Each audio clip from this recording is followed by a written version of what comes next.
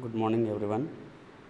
In the last previous sessions, we have discussed about introduction to seminar on introduction, definitions, history, muscle involvement in centric relation, significance of centric relation, concepts and objectives, guiding of centric relation, factors influencing centric relation record, and methods of recording centric relation. We have been discussed about chronology of definitions from GPT-1 to GPT-8 and chronology of definitions starting from the McCollum position, Rum position and anterior uppermost condylar position and significance of centric relation, characteristics of centric relation position, muscle involvement in centric relation and relating of centric relation to hinge axis and relation of centric relation and vertical jaw relations and characteristic of occlusion in centric relation, that is point centric, long centric and concepts, that is minimum closing pressure concept, heavy closing pressure concept and methods of how to retrude the mandible to the centric relation. That is, there are different methods which include chin point guidance, bilateral manipulation methods, that is Dawson's method, and factors influencing the centric relation records, and different methods, that is according to Boucher, they have been classified into static methods and functional methods, whereas according to Hartwell, they have been classified into graphic methods, functional methods, physiologic or tactile or interocclusal check records. We have been discussed in detail about all these methods, that is Needlehouse technique, Patterson method, physiologic tactile or interocclusal check record method, and materials which are included in the interocclusal check record method, and various steps involved in it, how orientation of jaw relation has been done with the Facebook transfer and how vertical jaw relations has been recorded, then retruding the mandible to the centric position, and different methods which include nick and notch method,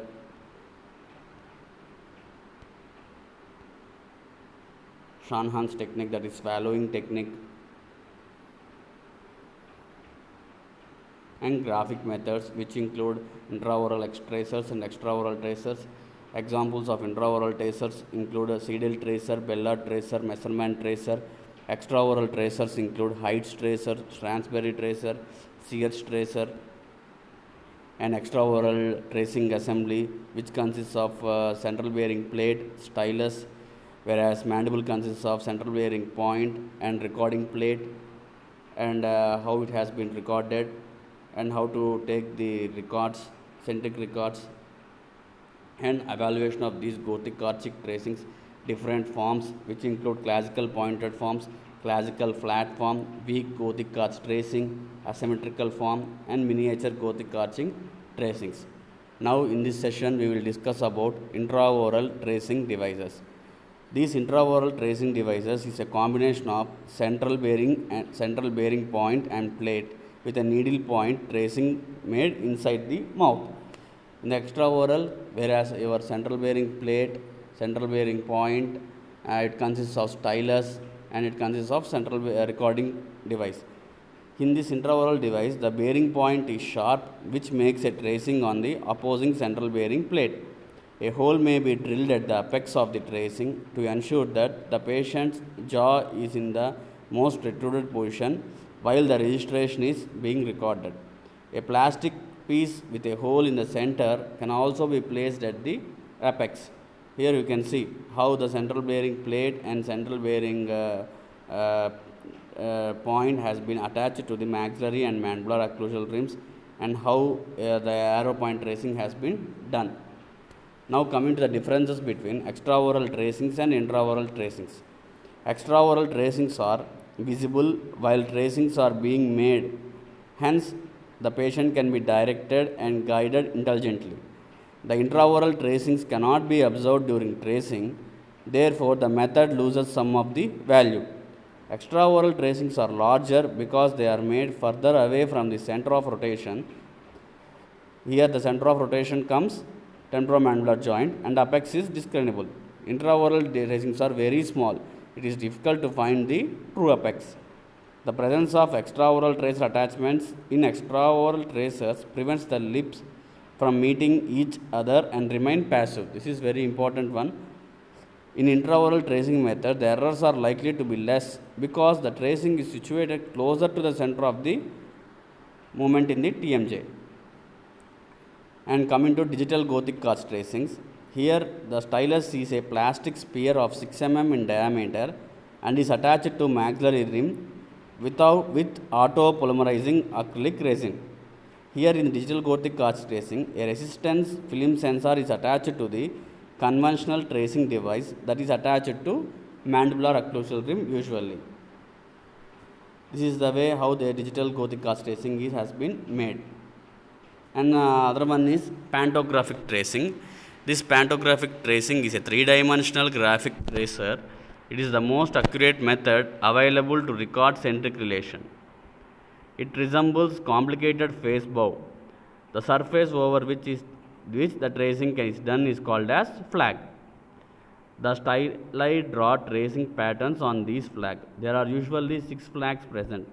2 flags are located perpendicular to one another near the condyle, that is hinge axis, whereas 2 flags will be placed in the anterior region. Here you can see the pantographic tracing, how the pantographic tracing will be done.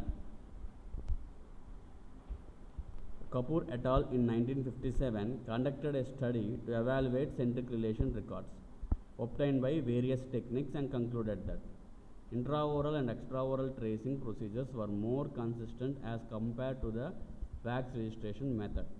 In patients with flabby ridges, the intraoral and extraoral tracing procedures became less consistent as compared to the wax registration method. The differences in consistency between intraoral and extraoral tracings was not significantly dealt. Coming to other way of recording centric relation is cephalometrics. This is usually given by Pite and Schaffer. Centric relation of vertical dimension of occlusion were determined by cephalometric radiographs. This method, however, was somewhat impractical and never gained widespread usage. So, we have been discussed about centric relation record in detail. Now, actually what you do generally in your clinical area, in your department, I will describe you in very short note. First, when a patient has been come for your jaw dilation procedure, first you evaluate occlusal plane relation. You place your maxillary occlusal rim. You do the orientation.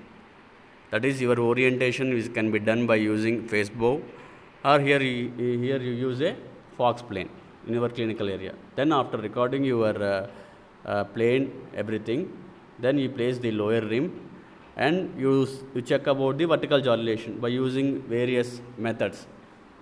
Then you ask the patient to retrude the mandible posteriorly in the most relaxed position, then record your centric relation procedure.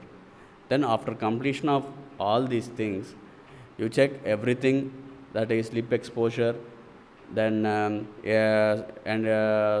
vertical jaw dilation, freeway space, and whether the patient is giving the centric relation in by asking the patient to retrude the mandible in the rest position.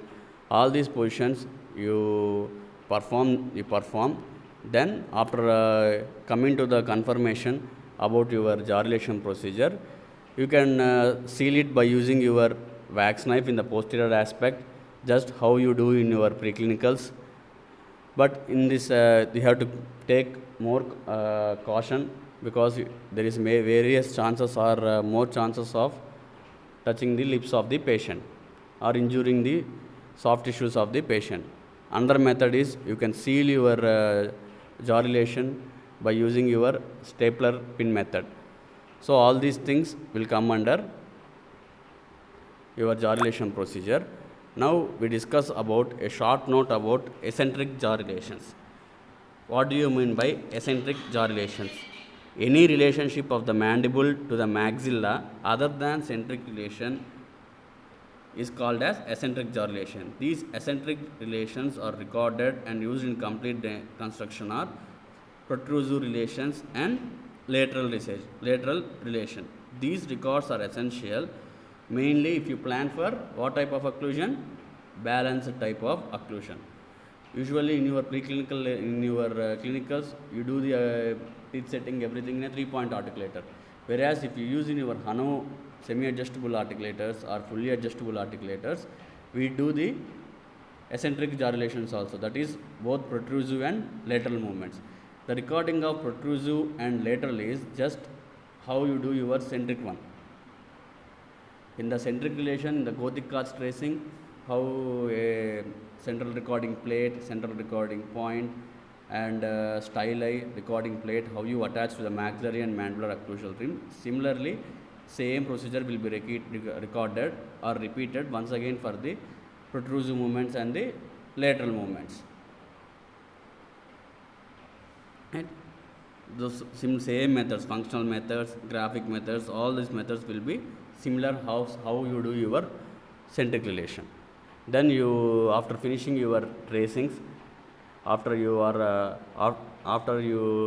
note your tracings, then you do the recording procedure with your plaster. Then you finish out your protrusive and lateral movements and record it. These recordings will come under your eccentric jaw relations. Okay, so completing all these things will finish your jaw relation procedures. Then after you take out from the patient's mouth and transfer to the articulator. Right? With this you complete your centric relation and eccentric relations. Thank you.